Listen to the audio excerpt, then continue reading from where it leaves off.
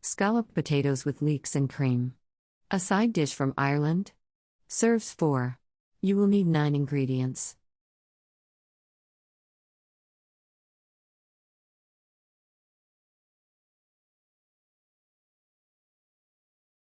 Step 1. Melt 1/4 cup butter in heavy large skillet over medium-high heat. Add leeks and stir to coat. Reduce heat to medium-low.